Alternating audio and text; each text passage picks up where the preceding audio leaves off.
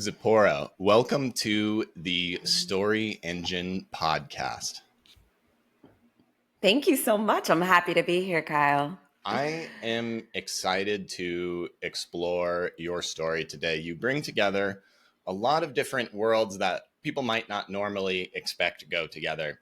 And that makes for a perfect guest and a perfect story on this show. And so I'd love to start things off by having you tell us a little bit about who you are and how you're showing up in the world today. Okay. So I am a tantrika, which means I'm a tantra coach, practitioner, facilitator, therapist, and everything that I do within the realms of conscious sexuality and sacred sexuality. I also lead people into experimenting with ancestral medicines because, well, it's very healing and it also helps to open the consciousness and expand and elevate. And so I primarily work with cannabis in a very conscious way in all my tantric therapies. And it's not a requirement. I always say it's highly recommended and it's an enhancer. And most people usually say yes to it, and so it's been wonderful. It's a method that just works every time, and it allows people to see the medicine in a completely new way. Yeah. Tell me about how people see the medicine or where this can be applied practically in somebody's life. We may not somebody listening to this show may be used to things like search engine optimization or writing a book, and there are some eminently practical and powerful ways to connect with yourself deeper and create results in the world deeper. And I would love for you to share a little bit about your passion for this. My passion for the medicine. The medicine, the art of sacred sexuality, how this can be used to create great results in people's lives. Okay. Well, first, it starts with yourself. People always think that when learning about Tantra or any type of intimacy work, you have to come with a partner. And that's a common misconception. And it's something that kept me from practicing it for a while because I was also believing into that. But really, it starts with yourself and it starts with cultivating just awareness around these practices. And they could be as simple as breath work. Breath work is part of Tantra, breath work, meditation, yoga, mindfulness, and then experimenting with that and going deep into it and then learning about it so that way when that partner does come around, you could teach them. And all it takes is a partner to have an open mind, to want to learn about this world and for you to completely wow them because it works. It really works. Absolutely. Yeah, yeah. And then it just like it makes your intimacy game so much more profound. I like to say it's extended foreplay. it's ex- it it expands your capacity to feel more pleasure, and you start to realize how pleasure has so many different levels. And eventually, if you when you do get to the love making, it just makes it even that more better. I remember the first time I found out about tantra, and I started exploring that with a partner, and we would have our lovemaking sessions. I just was like, I don't know how I'm ever going to go back to having basic vanilla sex after this. That's what I was calling it. I think it's amazing because it's not only an incredible intimate experience, it allows you to get closer with your partner. There's a lot of things that allows you to become more creative, more artistic. And like you said, I think first have a better relationship with yourself and your desires and learning how to use those in a productive way, which I think is a really important message for the world right now. hmm Can you tell me a little bit about well, this? This is really important. It can be applied in a lot of people's lives. Who do you want to speak to, and how do you want to reach them with the story we're going to create today? What's your vision in the next year for how you're going to spread this message? My vision. Um, well, I want to reach people that are on the beginning of their path, even the people that never even done Tantra before. I seem to attract a lot of people that are curious, they're intrigued, and they've been hearing about it. And they're at the point where, like, okay, they're ready to make that jump. And so I'm that bridge for them. And tantra doesn't have to be all scary and like whips and chains. People think it's all BDSM or it's, all this other stuff that it doesn't have to be. And so I want to be that person to that safe guide for people to want to explore this, and even doing it online. And I would hope that, knowing that this work can be also done online, and especially if you want to have a friend or a partner with you, so they could do the exercises while I'm guiding, then I hope that would encourage them to take that leap. Mm-hmm. And it's a one-on-one thing, but it also sounds like coming on to podcasts like this one and dispelling some of the myths. It seems like there's a lot of ideas about what it is or should be that are misconceptions for people that could be really beneficial to be shared on like, well, what we just discussed here or on other podcasts, or when you're on stage, and allowing this to be something that's accessible for everybody. Right, right. Yeah. Yeah, there's a huge stigma with tantra, with sexuality, and with cannabis. Like literally everything that I do. And so it's been challenging, but I guess that's why I'm doing what I'm doing, because I feel like I am up for that challenge in this lifetime, to let people know that there's these ancient practices, that there's a reason why they worked before, and there's a reason why they also shun them and put them underground, because it's about getting us in touch with our power. It's just another pathway to divinity, just like different, let's say, medicines, plant medicines, ayahuasca, sacred mushrooms. They're all different pathways that leads us to source. All right. So I always say people just need to experiment and find their way, what works for them. Absolutely. One of the patterns that I see, whether somebody working in medicine, and I say that, I mean that in many different ways and many different kinds of health, but there are often some kind of stigmas or expectations about ways that should be. And a lot of us have to become who we are, which isn't the person that we're like supposed to be or fits into the mold, and needs to dance around that in one way or another. But really being able to be bold and authoritative in the space is I think the same thing that creates that safety, and having confidence in your story and your medicine and how you've been able to change and inspire people is something that would create that magnetism to allow people to uh, want to experience more. Yeah, that's true. And for me, it's a process for every single body. And for me, I would say, thanks to cannabis, it's actually the tool that helped me find my voice and my Hmm. authentic expression. It gave me that motivation. It gave me the belief in myself when nobody else did. And so I've been working on my throat chakra a lot to be able to express all of that, and my creativity, and to show up more than yesterday. And I'm very proud of myself, and I know that I have way more to go, but I'm really grateful to be able to see the evolution, and even people like my friends or clients telling me 6 months ago was not the same person. And so it's really beautiful to see that expansion in myself. And yeah, I aim to keep going. That's why I'm here. Yeah. What else could happen 6 months from now? I think there's been a few ideas floating. And before we got on the call, you mentioned you're facilitating a retreat. Where else is this message going, and how can it continue to blossom and impact people for you? Where is this, like, in what other avenues of work? yeah, do you want to host your own retreats? Do you want to go on to bigger shows? Where Mm. do you see the avenue for spreading this message and getting the magic of what you're doing out there? Yeah.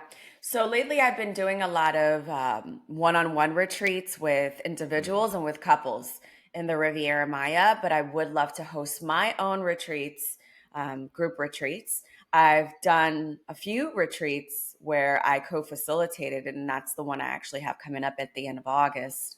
But I just have so much content, so much to share that I would love to host my own. And of course, bring on other facilitators or healers just to do a few things here and there. But yeah, that's something that I see happening pretty soon in the awesome. next few months. Hmm. Awesome. Well, if there's ever somebody ready to manifest it with all the powers ready. I love Yes. this. And now I'd love to talk a little bit about the person that you want to serve. We said that they're new to this, and it sounds like one of the biggest problems they have is stigmas or perceptions or how they would be seen if somebody new, or even they're not even going to try to engage with these things. What are some of the other challenges that they have in their life that once they start facilitating uh, ancient medicine, tantric practices, and getting in touch with themselves, start to change? Sorry, could you reword that? Yeah, I can Okay. word that better. Okay. Tell me a little bit about the people that you want to serve, and what are some of the biggest problems, and how do they show up in their life that you make for an amazing person to solve? Mm. Okay. I would say it would be the beings that are on the path already and exploring consciousness, spirituality, and that know that there's something deeper to sexuality, that they're Mm-hmm. tired of the way it's been, they're tired of the way the dating scene has been, all of this going on with casual sex, and just using sexuality as like a recreational um, I guess, placeholder instead of actually a way to connect with someone on a deeper level and to co-create. And so I would love those beings that want to go deeper and explore that the sexuality and then also consciousness, the psychonauts. Mm-hmm. Mm-hmm. And I imagine know that there's something deeper could be a little bit more broadly defined, I think, in a relationship and directly to their sexuality, but also that could be how they're relating to many different areas of their life or how they're relating to themselves. And I think that it comes hand in hand and could manifest in different ways, but equally important ways. Yeah, yeah. And I feel like a lot of people also have their own blocks when it comes to intimacy, and whether they acknowledge it or not. You know, there's the intimacy blocks of people that um, they've just been so programmed with pornography. I used to be Mm-hmm. there, right? And so that destroys our intimacy when it comes to relating with somebody in real life because we're constantly seeking to go more deviant and the ways that it brainwashed us into wanting to get that orgasm. And it's just been very goal oriented. And then there's the ones that have come from a past of sexual abuse or any type of history related to trauma. Um, that and those wounds show up in their relationships in adulthood, and so and then the other person experiences, you know, the things that come with that. And so I would really want people to be able to want to seek support in that, and letting them know that they don't have to be alone, and there's ways to overcome I these think some of those issues. times, those intimacy blocks, they're not even aware that they're happening. It's like an automatic response, like something happens and they don't have full control over it. This could happen, in a couple dynamic. I've heard of the same response happening in the workplace, and basically everything shuts down except for the lizard brain Mm. for one reason or another. But I think it's really important to be able to bring light to these things, and they're probably changing the direction, like somebody driving from the back seat in your car in all kinds of areas of your life. And Yeah. I also imagine, like, it's hard to feel confident in yourself or under control of your life when these things are happening, right? Right. And some people just sweep it under the rug and they don't talk about it because of shame or guilt perhaps. And then there's those that have the sexual dysfunctions that just don't do anything about it, or maybe they're embarrassed to go to their doctor, their physician, and talk about it with them. And they just think, okay, well, maybe the remedy is just taking a Viagra, Cialis, testosterone shots and calling it a day. But all of Mm-hmm. that comes with its risk, and it doesn't do anything about the root problem. Absolutely. And this is the same theme. There's this self acceptance that comes from uh, the sexuality, the medicines. There's the self acceptance problems that happen earlier. And like you even opened up this episode, it starts with yourself. There's an interesting thread Mm-hmm. percolating here. So I think we have a really good idea of the problems, and let's see if we can translate these into solutions. There's one more problem I would like to address. Oh, let me hear it. Just couples that have been together for a long time, long-term relationship, and their intimacy has completely dwindled. Perfect. Yeah. Yeah, yeah. And so they think that, there's no way to rekindle that, or perhaps maybe even some people want to step out the relationship, or they want to end it, or they want to explore open relating, but without really addressing the issues at home. Yeah. And and that would impact everywhere else in your life. Mm-hmm. Nobody would want to have a boss whose partner is discussing open relating without, or just kind of like out of nowhere. So Uh-huh. this is really important stuff. Um, okay, let's look at what this comes from. I think knowing that there's something deeper, to me, feels like being able to tap into a sense of purpose and having like a real sense of purpose and guidance in your life. Do you agree? Mm-hmm. Yes. I'm just taking some notes Uh-huh. as we're going along. Yeah, yeah. Um, Intimacy blocks. What's the opposite of an intimacy block? It's like an intimacy strength. That's an intimacy superpower. Expressing your fantasies and desires. Yeah. And because I can express my fantasies and desires, what happens in my life?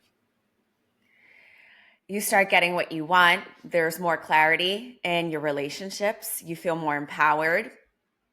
There's less confusion about what's going on and what is with the people that you're relating to.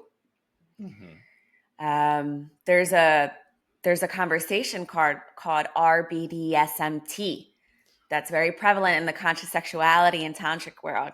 Seems like you're familiar with it. I was just discussing this at breakfast the other day, and the ladies love it. I'll say that and just let you explain it. Yeah, And yeah. it's great for everybody. I love it too, by the way. But if Yeah, you present this conversation to somebody, anybody listening, yeah. it's gonna make it for a much better time. Right. I actually just had the conversation the other night over a Greek dinner with somebody that I'm engaging with. Mm-hmm. And it's one of those conversations that you want to have before you're going to get intimate with somebody. If you know you're going to get intimate with them and engage with them, if there's a level of attraction where you see yourself um, just going anywhere, then it's one of those things that you should bring up, even though it's kind of like it could be a little bit nerve-wracking where like you're about to go into the hopscotch, like jumping the rope. You're like, when do I go in? Like, okay, now.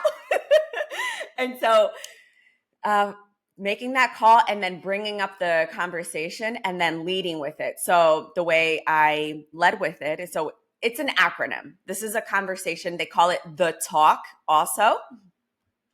And R stands for relationship status, where you are right now. If I'm going to engage with you well, first of all, I'm single and my status is that I don't have any agreements with anybody, any commitments, any type of agreement. So if I'm going to engage with you, there's nobody that I need to let know what's going on.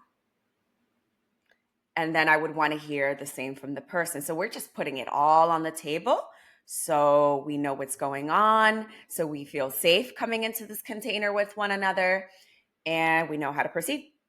And so B is boundaries. Boundaries can be all types of boundaries, personal boundaries, like my boundaries right now. I'm on a conscious celibacy path, which means I am withholding from sexual intercourse until I feel like maybe this is a person that I would want to continue talking to for a long time. And then there's that synergy, and that there's the alignment, and that person wants the same thing. So it comes down to safety for me. I don't want to just engage with anybody anymore. I used to be very promiscuous. And so where I am right now, I have my boundaries up, and they're not to be a wall to penalize anybody. Like, these boundaries are temporary because it helps build trust. And I know if that person respects me because they keep showing up and they keep respecting my boundaries, and over time those walls come down. Do you have any other? I think the boundaries is one of the most interesting and important parts of this conversation. You gave one example. Could you list off a few other useful examples and some that we might not expect? I often find Yeah. myself having a hard time expressing the right boundaries, and I think there's lots of ways to approach this. There's time boundaries. I come from a very punctual lifestyle where if I say I'm going to be somewhere at a certain time, then I'll try to be there on time or earlier.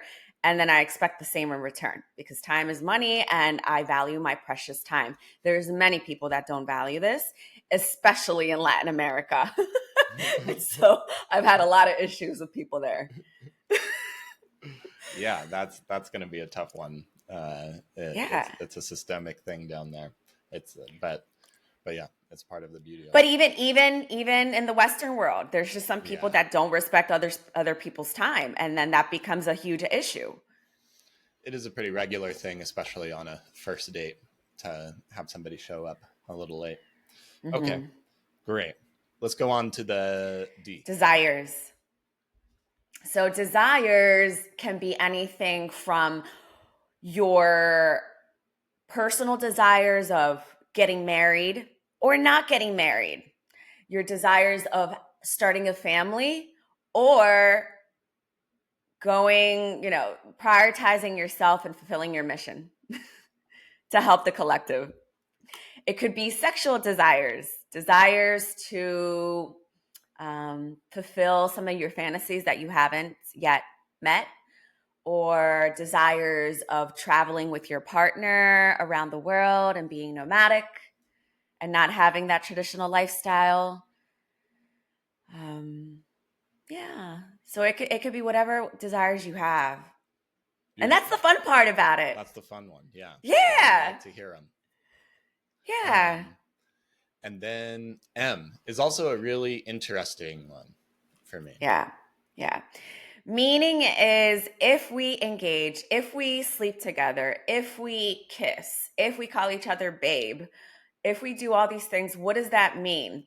Personally, I don't like putting a label on it before it's even anything. So this one's a little weird for me, because I also like to just flow and see how it goes naturally without really forcing something to happen, because I feel Isn't like that that an puts answer? pressure. I feel like that's an adequate answer to Mhm. the M for meaning, and would Yeah. be important for somebody to hear. Yeah, Um, but I feel like even for men, hmm, I don't think most men want that pressure of of saying, like, okay, if we sleep together, it means that we're gonna have to do this together without seeing anybody else, or we're. I mean, look, if I'm gonna engage with somebody, I do want to do it in a way where we're gonna continue exploring this with one another. I guess this would also be the place to say, if we're going to do this, I would appreciate any type of like a heads up if you're going to start engaging with somebody else, right? So that yeah, could be a perfect time to also state that. absolutely. And And then, uh-huh. oh yeah, go ahead.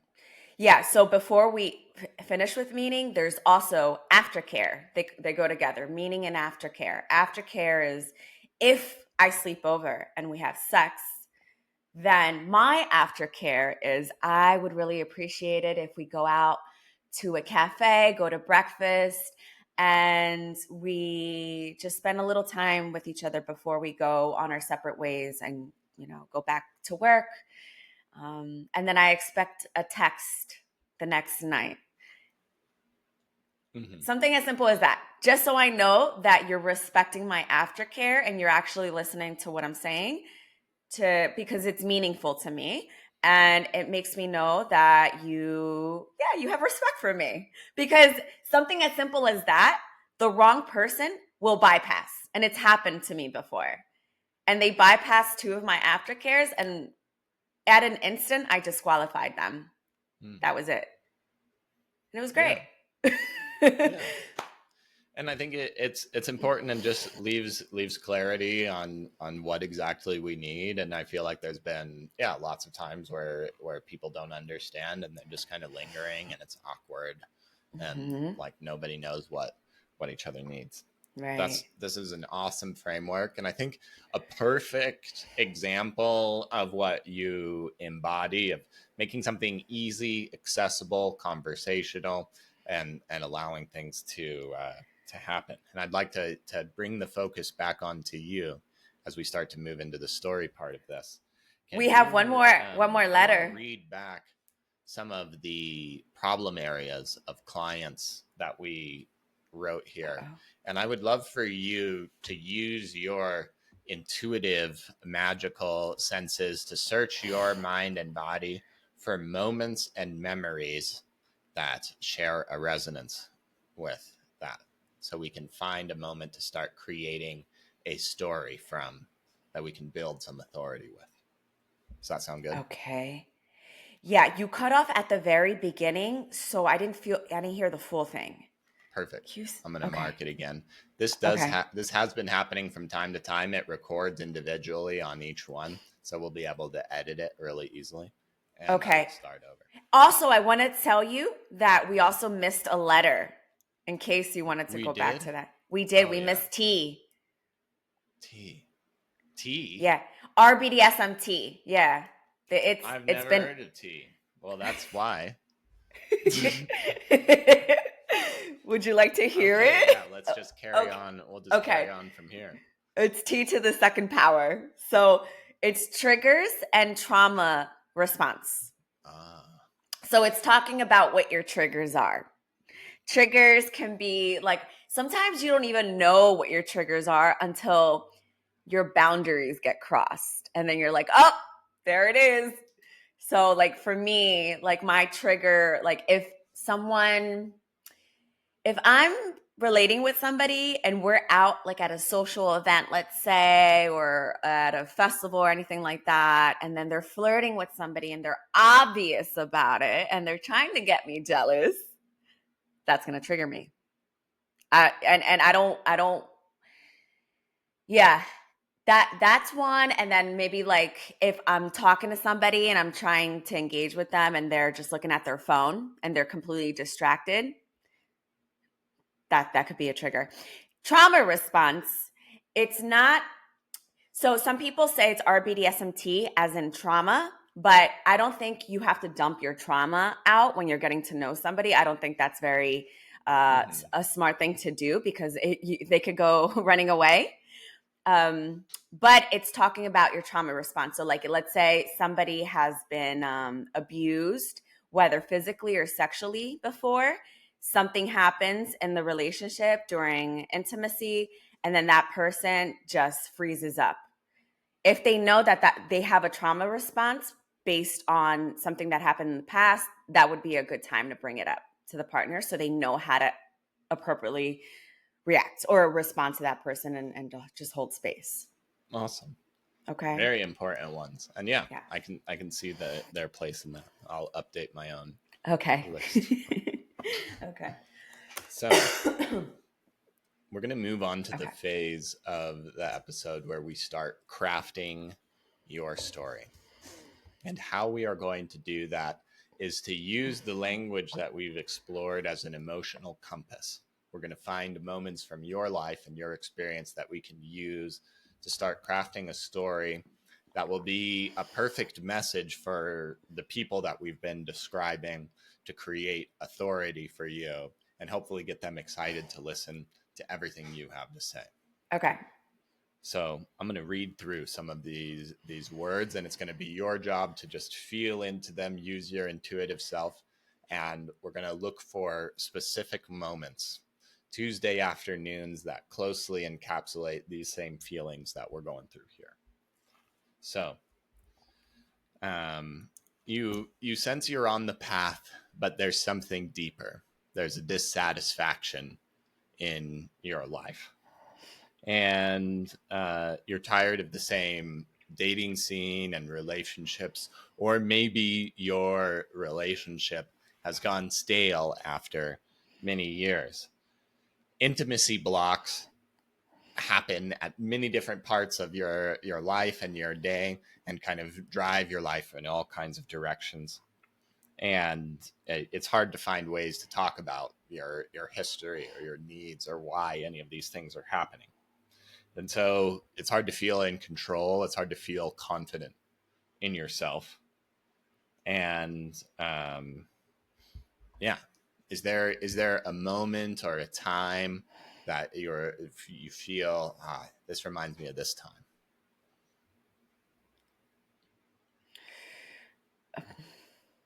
Can you repeat it again more concisely?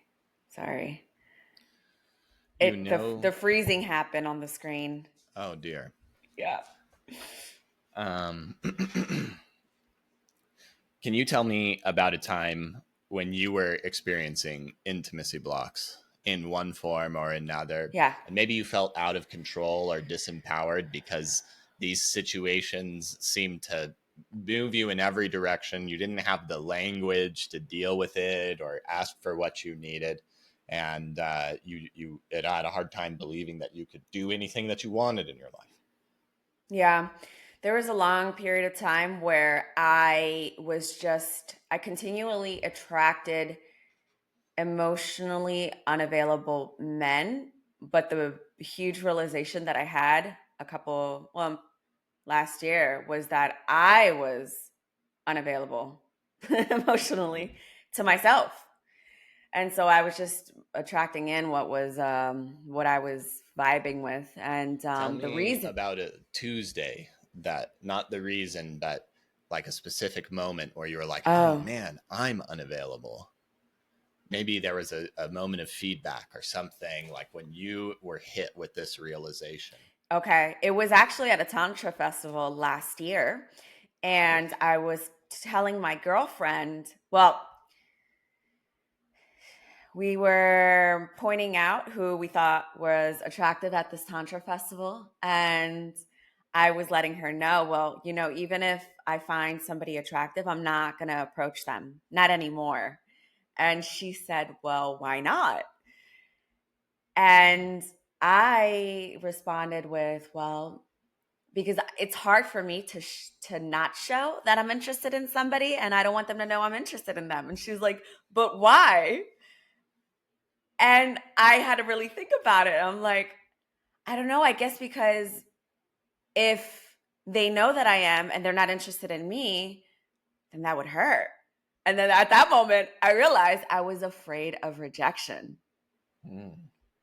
So the emotional unavailability comes also with that because I I was I was looking for love in all the wrong areas, but I also wasn't being honest with the Yeah. people I was dating about it. I wasn't being honest with myself, and I was overstepping my own wishes and desires because I was afraid of rejection.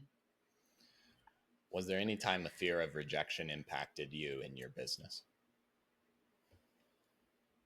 Mm, yeah, just not making offerings. Not making Right. offerings and sharing with the world, sharing publicly on my social media, perhaps, maybe just like hiding behind stories. Mm-hmm. Because I didn't want to put it all out there and then suffer the consequences of having nobody interested or nobody liking it. Isn't this awesome? Yes. Where was the Tantra Festival? It's outside of Tulum.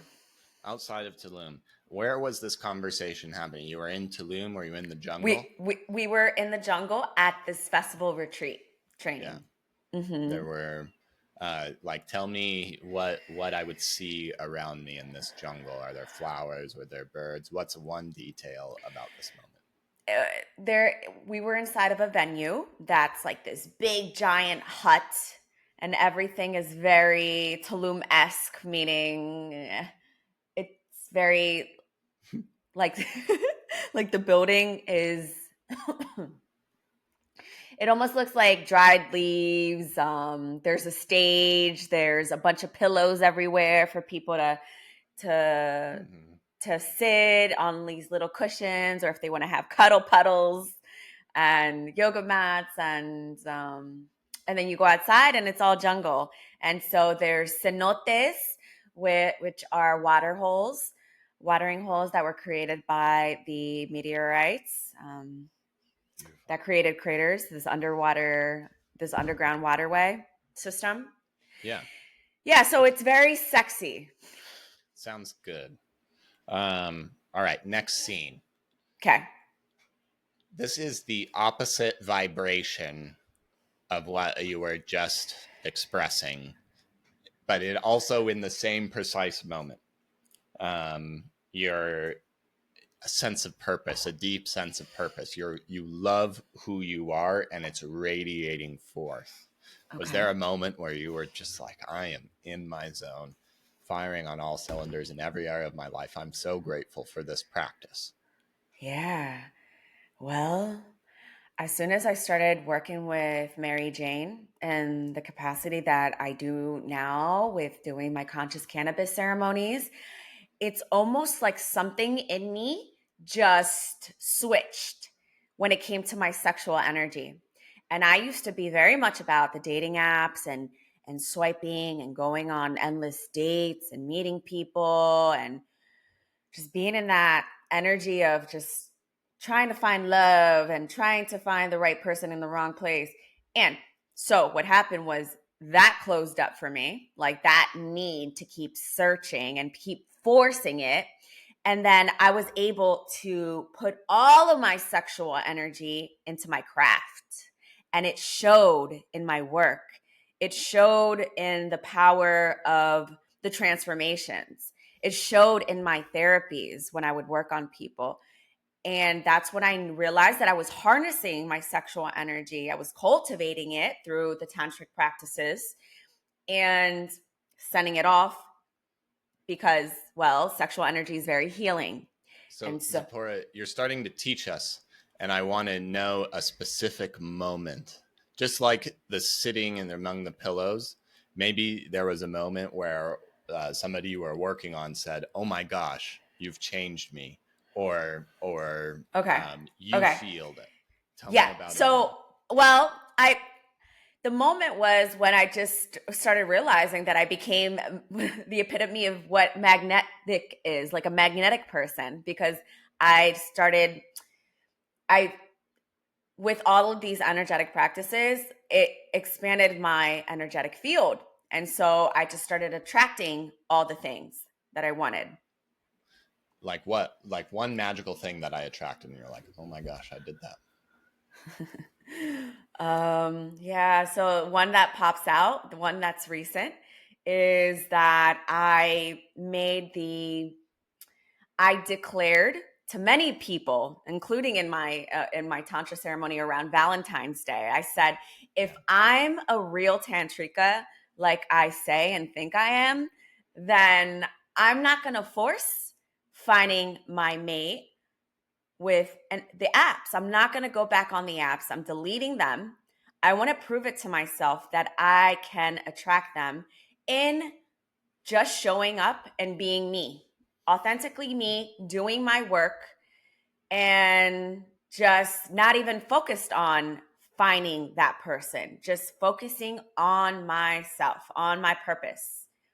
And you And declared this to people who are working with you I declared this at a tantra at retreat a that I retreat, did as my another retreat. intention. Yeah. I declared it with my friends, with my coaches, and then shortly after that, I, I I met somebody because on social media who found me and we're on the same mission, and then we just started talking that way.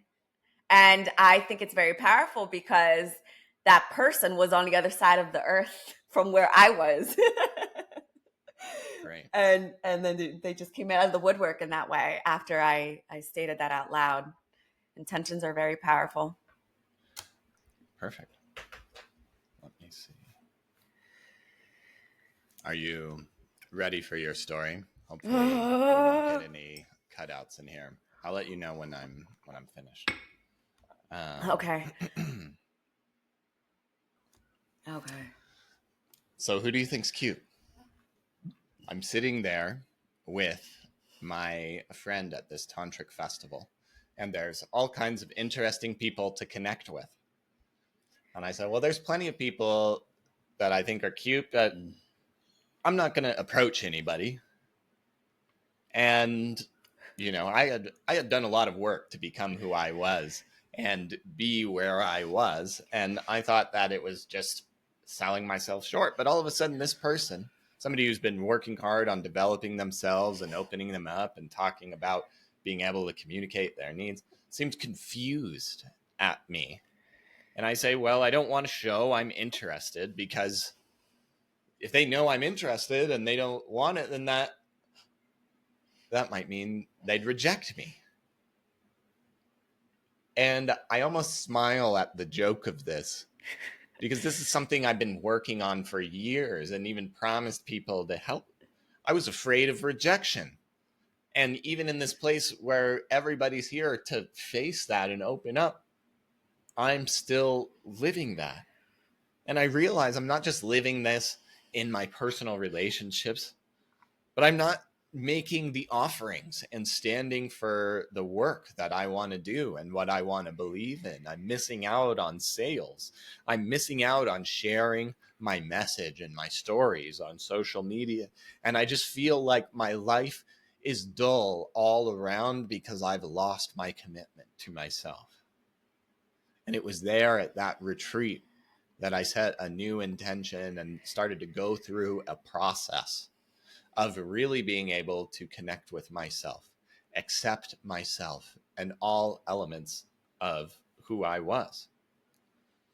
I wanted something that could make these seemingly complicated things accessible and easy to talk about, even over a dinner table, and allow for deeper levels of comfort and intimacy and understanding of what I wanted and being able to understand what others wanted, so we could actually create that. And using the power of ancestral medicines to take that intention even further and even deeper. Friends, this took many years and a lot of costly and painful mistakes.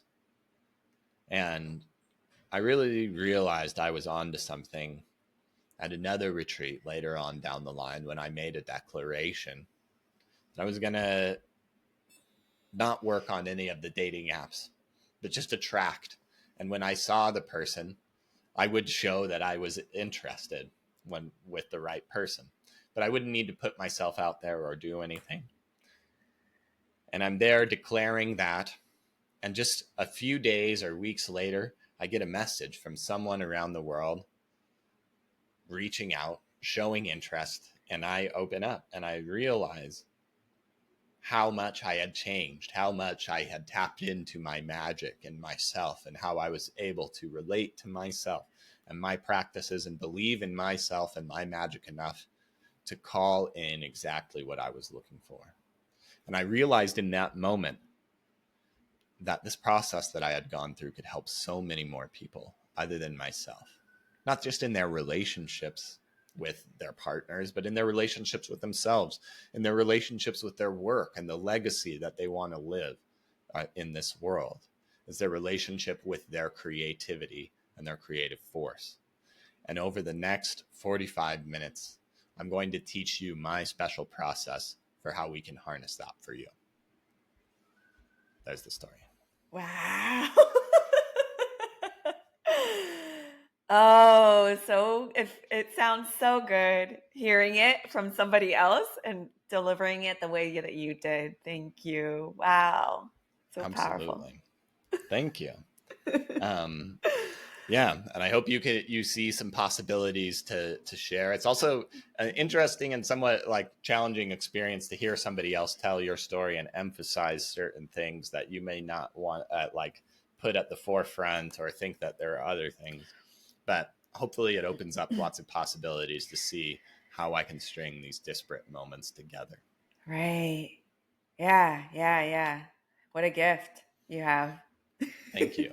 Yeah. Well, yeah, and I hope it's a gift and useful to you. We've gone through a lot. We've learned a lot about you, and we've gained a new understanding of how we can understand ourselves better and our creativity. Zipporah, Mhm. do you have any closing thoughts for us today? And where can we go to learn more about you? Yeah, I would say like for anybody that's afraid to do whatever, to take that jump or to enroll in that class, that workshop, that retreat. For me, what I've discovered is that when I feel a fear to something, well, when I find the courage to go through it and break through it and face it, usually on the other side is magic. And sometimes there could be a gift waiting for you and your purpose. A lot of people's purpose comes from trauma, from a lot of pain, deep-seated pain. And so I encourage people to explore whatever that is for you. And something that I want to share that I'm working on right now is that I'm working on a sexual mastery course for couples where I'm going to be teaching the tantric ways, practices, exercises, tantric rituals, intimacy games for couples to rekindle their relationship. And it's going to be accompanied with libido tincture and libido gummies that are made out of different strains of mushrooms. And so that's Amazing. coming up very soon. And so I'm excited about that one too. Awesome. Okay. Well, great closing thoughts and really exciting things to look out for. We'll have a lot of these links in the show notes. Zipporah, thank you so much for joining us today on the Story Engine podcast. Thank you, Kyle.